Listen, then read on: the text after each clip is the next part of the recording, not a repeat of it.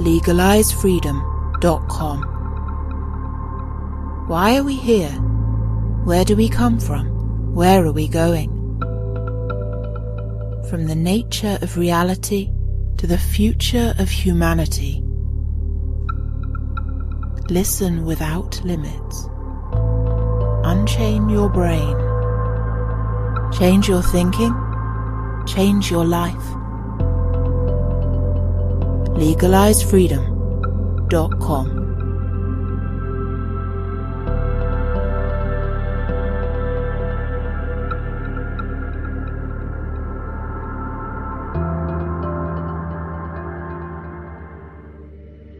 Greetings and welcome once again to legalizefreedom.com. I'm your host Greg Moffat, and my guest today is Paul Levy, who joins us to discuss his book, Undreaming Wetiko, Breaking the Spell of the Nightmare Mind Virus. In the early 21st century, the world is at war, with human consciousness the primary target. Although this battle has ancient origins, it has massively intensified in the modern era. Both 9/11 and COVID-19 were key tipping points, drawing the enemy into the open as the Technocrats and Transhumanists escalated their attack on humanity. The 24/7 media matrix and the human mind are the battlefields. Fear, propaganda, and manipulation, the weapons. Reality has become a battle of perceptions. The militant materialism of our age tells us that all our problems can be solved with more government, more money, more technology, more control, unable or unwilling to acknowledge the deeper spiritual origins of civilization's crisis. But it is into the depths of the human psyche and the true dreamlike nature of reality that we must look if we seek to find the terrible secret of what troubles this place. Hello and welcome, Paul, and thank you so much for joining us once again on legalizefreedom.com. Yeah, I'm just so happy to be here with you, Greg. So thank you for the invite. Thanks, Paul. Today we're going to be discussing your brand new book, Undreaming Wetiko, Breaking the Spell of the Nightmare Mind Virus. Before we jump into that, just give listeners a brief potted bio. Yeah, just okay. As far as a bio, well, I don't have the normal background in that. I had a huge spiritual awakening over 40 years ago, and it was because I was in so much pain and based on an emotional trauma. And because of that, that trauma and the suffering, I went so deeply inwards into my own mind and was fortunate enough to have the spiritual awakening, which got me in incredible trouble. I right away got hospitalized and diagnosed and I didn't realize at the time that was part of the spiritual awakening, almost my descent into the underworld. But I was having a living encounter with this malevolent force that seemed to, it appeared to exist, both out in the world and inside my mind. And it was showing up through individuals or systems like the psychiatric system that I got thrown into. And then I began to realize, like iterations of a fractal, it was also the same darker energy that was informing the evil and the madness that's playing out in the world's body politic. And so, I'm not a scholar or academic person. My work is all based on my own personal experience of coming to terms with this darker force and actually discovering that hidden and encoded within it is our creative genius. Okay, so we're not going to discuss the background or kind of the fundamental nature of Wetiko and its historical perspective in terms of our species and the planet, because you and I have spoken a number of times, and I'm going to encourage listeners who are unfamiliar with the term to go back and check out those interviews. The links to those will all be available on the interview page for this one, and of course there are links to all your website and all your previous books. People can get a background there. I'm going to dive into kind of where we are right now in the world with our species predicament. And you mentioned the evil playing out through the body politic. Now, the war, this idea of a war on consciousness, this phrase, you see it, if you Google that now, you'll find many, many diverse and interesting and disturbing references and links. But I remember some alternative writers and researchers beginning to use that term. At first, started to see it quite prominently in the wake of 9/11. And these were people who were looking beyond the surface of human affairs and Earth events to what was behind the scenes, what's beneath it, what's driving this, where's it really coming from? And I think that was something, again, that very much came to the fore in very specific terms during the pandemic period. We could see it in general terms in the general technological and information environment that we all live in now in the 21st century. But again, the pandemic period seemed to really see that honed in and re-amplified. And many people, myself included, drew parallels between how 9/11 played out in human consciousness and the same again for the pandemic period. So perhaps we could start by just talking about where we are right now and the kind of this technological 24/7 matrix that we're all immersed in, and the kind of the cognitive dissonance that it drives, the bamboozlement, and making us so reactive and not contemplative in the way that we really need to be. Yeah, for sure. Well, I'd written an article called The War on Consciousness a number of years ago, and I was pointing out that that's the real war that's going on, and just in the current climate of our world, the current body politic, there's this incredible psyops going on, this brainwashing dynamic where we're, it's getting harder and harder to discern and tell what's actually true. And then we fall under the particular spell if we don't really connect with our real discernment. That, the idea being that, think about there's the mainstream, whether you call it the media or you could call it the organs of propaganda of the powers that be, and there's an agreed upon narrative. And if we don't subscribe to that, it's very dangerous nowadays. Unlike anything in our lifetime, we can get censored or deplatformed, on and on. And it's interesting because my new book is about this mind virus, which is basically, people hear about that and they think, wow, that's really woo-woo or new age, or some people think that. But in essence, every spiritual tradition throughout history has been pointing at this mind virus in different ways, and I'm happy to talk about that. But in essence, what it's meaning is that the source and the origin of our collective madness that we're unconsciously, compulsively playing out on the world stage is to be found within the human psyche. And that's a no-brainer. Like, where else could the source of our madness be found? And so that being said, that then helps to contextualize this war on consciousness, because, for example, what's being implemented on the world stage, where our liberties are being taken away and the powers that be are centralizing power and control. And this isn't, to say this as a conspiracy theory is idiocy. Anybody with open eyes can see this. And, but this process can never happen, the centralizing power and control and us giving away our freedoms, without our complicity. We are participating in that. And that's where, the psyops comes in. That's where the brainwashing and the hypnosis comes in. And we've all experienced it. I mean, I know I have, where you meet somebody who has drank the Kool-Aid, so to speak, and is under the spell, and you try to reflect to them that maybe they're just parroting the algorithm and they've been programmed, and they're actually professing the point of view that the powers that be that are behind the evil are wanting people to profess. And they'll immediately react and think you're crazy, or, call you a conspiracy theorist or whatever. So it's really interesting that even the ability to have dialogue and intelligent conversation and to have a debate where both sides honor each other, that's no longer there. And, what one can make a point, well, that's by design.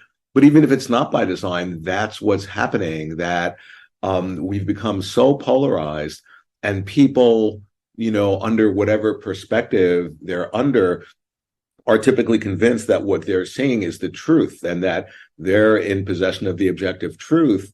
And anybody who holds a different viewpoint, they otherize and demonize. And it's like, I mean, what I'm describing is a situation where if we can envision the Wetiko mind virus behind the scenes, it's feasting off of the polarization and the separation and the misunderstanding. And I mean, then of course, once we feel somebody is other than us, there's fear, and then once there's fear, that's superfood for Wetiko. So it just, in a self-generating way, this madness feeds off of each other. And so I think it's really important. On the one hand, there's the war in Ukraine, or then there's the whole thing with the vaccine, process. But underlying all of these the processes, whatever war or pandemic we're talking about, is that there's some sort of war on consciousness, and that's pointing at the profound importance of cultivating awareness and keeping our heart open, because Wetiko, it's a form of being blind.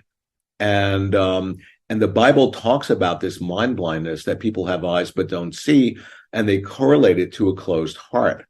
Okay, so the idea being for us to have just a good heart, an open heart filled with love and compassion, and to actually have open eyes, because when we become like an ostrich and avoid seeing something, that turning away is Wetiko, So it's really, really important for us to cultivate awareness.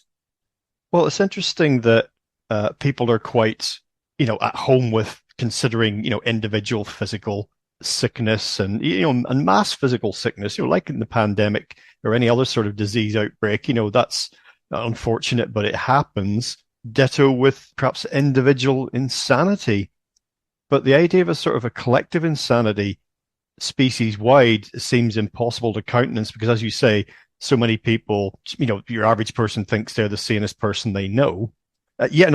People can talk about, the madness of crowds, or they can look at Maoist China or Nazi Germany and say, the whole country went mad. But the idea, again, in a technological age, that there might be something very, very primordial and primitive wrong with us, or something, some kind of malware in there that's driving the evil that we see around us, is just generally unacceptable to most people. So it seems that they'll go so far into perhaps maybe some quite, to use your term, woo-woo concepts, but stuff that they don't, it's perhaps in the realm of the non-material.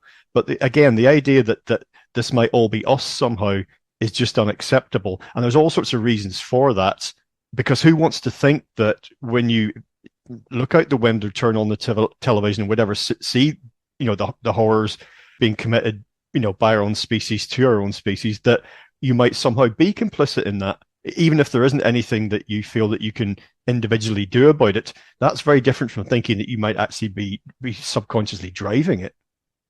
Yeah. Well, that's why, in the collective works, Jung talks about the number one danger that faces our species is to fall into a collective psychosis, into a psychic epidemic. And that's what Wetiko is. It's a collective psychosis, where people reinforce each other's madness, and anybody outside of the echo chamber who reflects back their state of blindness gets demonized, and so it's so easy to hear the term like collective psychosis and think, oh, well, we're not doing that, because if we were crazy, we'd be, I don't know, like running around without clothes on or screaming in the streets or whatever. But no. Think about what we're doing now as a species. We're investing the majority of our resources in weapons of mass destruction so as to kill each other more efficiently. I mean, that's how we're investing our assets in. It's completely insane. When you amplify the situation that is happening in our world, we are collectively enacting suicide and taking down and destroying the biosphere, the life support system of all of us, of our planet. I mean, that's completely insane. And there's no one else doing that. We are doing that. I mean, that's why Jung says the greatest danger to humanity is humanity itself, And he also talks about that, the greatest danger is for us to identify with a fictitious identity, to identify with who we're not. And that's exactly what is meant by Wetiko. And so one of the key things for each of us individually, because what Jung is saying is that the solution is to be found within the individual. Yeah, we could collectively enact laws and, that would help stuff, but that's palliative care in a way that the real change happens in an individual through their expansion of consciousness and the opening of their heart. And a key thing is for each of us to have the realization how we are unconsciously colluding with the evil in the world, whether it's on a small scale of just, how we're enacting self-destructive, addictive, habitual patterns, or in our relationships, how we're like projecting the shadow and unconsciously enacting our abuse, or collectively how we're supporting the war machine that is killing the planet and so many people. It's super important for us to have insight into how are we colluding with that evil that we're seeing in the world, and ultimately with our own being cast as a victim. Well, yeah, I mean, mythically, archetypally, spiritually, we're all making this journey alone in one sense. And it's interesting when you mentioned, this idea that humanity's, the greatest danger is, humanity itself, to ourselves. And of course, we hear a version of that now in within the materialist paradigm, in the gathering crises in the world, environmental crisis, economic crisis, social and political systems breaking down. This is all our fault. We're a danger to ourselves. But the proposals being put forward to kind of resolve this are in themselves a danger to humanity. I'm thinking of the technocratic control systems, the transhumanist ideas, all of this stuff. And not only is it a danger to humanity, but it in itself is collectivist. Just like the bad old collectivist ideas of the past, the Marxism and National Socialism and et cetera, et cetera. So it's very circular in that sense. But that all of that only works, in air quotes, to the sense that it does work within a materialist paradigm, because it's just more of the same, really. This has been pointed out by many people, such as yourself, that the superficial solutions being proposed to our problems are essentially more of the same, rebranded, with a sort of a techno sheen to them. Yeah. I mean, that makes me think what is that dynamic, the problem reaction, and then there's the solution. And, one could make the point that underlying that, that's choreographed, that's by design. And, but that can only play out in the way it does, to implement the powers that be's agenda, because we're unaware of what's happening. I'm blown away. I mean, in America, I'm blown away by the extent of the asleepness and the brainwashing in the American population.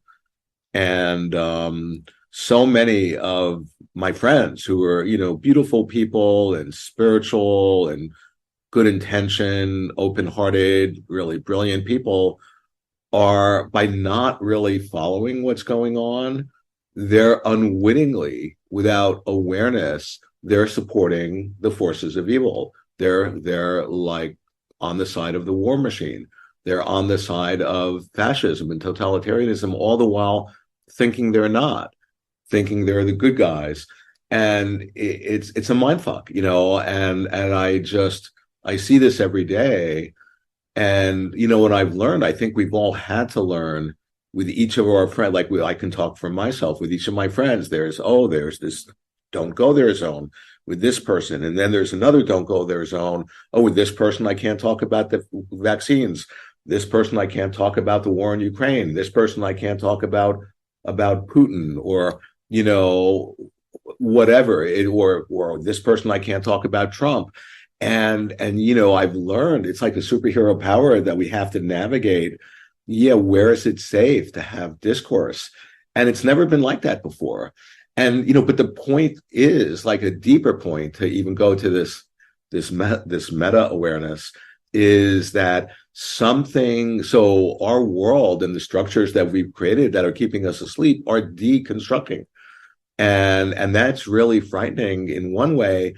But the other point of view is that there's something that's being given birth through this process. Like going back to the work of Jung, he says that the great illness of our time is a sickness of disassociation, that the right hand doesn't know what the left hand is doing. And but he talks about that sickness of disassociation, it's like a pregnancy. And out of that pregnancy, something is being given birth. It's the shamanic death rebirth experience.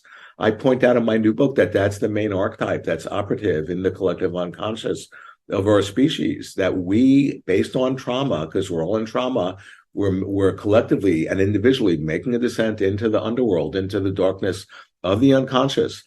And, and there's a great danger in there, because if we can get stuck, that's the place of insanity or evil or death or stuff like that. But if you actually, understand this is an initiatory ordeal, the archetype of the shaman, and the shaman is the wounded healer, and we are all wounded healers in training, is that at a certain point they emerge back into the world, and having gone through that ordeal, they are the bearers of gifts.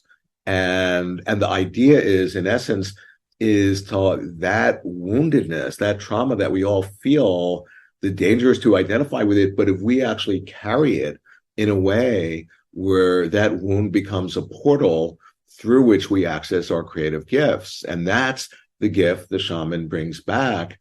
And like I'm suggesting, we're all shamans in training. And I think that's the biggest chapter in the new book, is about how we're all shamans in training. Yeah, well, that certainly begins to point the way forward, to some extent, by looking back. And what, on a practical note, or somewhat practical note, what you said there about people that you had to have different types of conversations with based on, their attitude, what you've learned about how they see the world. I just call it meeting people where they are. Particularly, we want to do this with friends and family and people that we care about. You find yourself doing that when you can, I think. With people you meet for the first time, people you encounter in everyday situations, even if it's just a brief interaction, because what we're trying not to do is engage in what you mentioned earlier, a sort of othering, engaging in this polarizing black and white view of everything. I'm right and you're an idiot, because that won't move anything forward. And even if you do meet someone where they are and maybe gently plant a seed about a different way of seeing things, if it doesn't, germinate, that's okay. But we certainly won't get anywhere by just condemnation, the politics of that we see, the polarized politics. I mean, that's the ultimate manifestation, isn't it, really, in our political systems? You in the US and myself here in the UK, and it's the same throughout most representative democracies, and indeed some other systems. But the ones that are held up as the paradigm that everyone wants to move towards and adopt, and that's just descended now into absolute polarized chaos, really getting quite vicious, and and that has already begun to turn into violence, simply because people will not consider anyone else's point of view, even if they completely and utterly feel it to be mistaken, just to try and understand, okay, why does someone hold that point of view? What has led to that? What was their life up to this point? Why are we, where we are? Yeah. Well, I mean, I've coined a term, omniperspectival consciousness or awareness, and what that is we've all taken on a particular point of view, and when you have this the omniperspectival consciousness, you actually are able to consider and entertain in your imagination, to put yourself into an other's point of view and see how they're seeing. And by doing that, first off, the only way to do that is to really cultivate empathy, to step outside of yourself and take on another's viewpoint. You might begin to discover, oh, wow, they're actually seeing something that maybe I'm not seeing. And they might be seeing my blind spot in a way that I'm not. And now I might be seeing their blind spot in a way that they're not. And, so when you have a group of people who are open to that, instead of, what happens is people get entrenched in a viewpoint. You see, this is the mind virus. So I'll just describe this in detail in a way that I think can really help to bring light to what I'm trying to point at. So one of the key way of seeing the mind virus is to have the recognition that this is a dream. We're having a collective dream. We are dreaming up moment by moment into materialization our world, and we're doing that together. And if you're in a dream, so then let's invoke the imagination. If you're in a night dream and you're holding a particular perspective in that night dream, well, that night dream, which is nothing other than a reflection of your own mind, has no choice but to reflect back and give you all the evidence confirming your viewpoint. That's what a dream is. A dream, it's a projection of the mind. So if you're holding a viewpoint in a dream, in no time whatsoever, instantaneously, the dream is going to, the way it'll manifest will confirm your viewpoint. And now you have seemingly objective evidence that proves that your viewpoint is true. So then you get even more entrenched in that perspective, in your viewpoint. And the more entrenched in your viewpoint you get, the more the dream just has no choice, because it's a reflection of your mind, to offer you even more evidence confirming your viewpoint ad infinitum. It's a self-generating feedback loop in which you've hypnotized yourselves. That's what I'm talking about, that Wetiko plugs into our creative genius in a way that we actually hypnotize ourselves instead of tapping into our creative genius and creating the world we want to live in. That concludes part 1 of our interview. Part 2 will be available soon in the subscribers area at legalizefreedom.com. legalizefreedom.com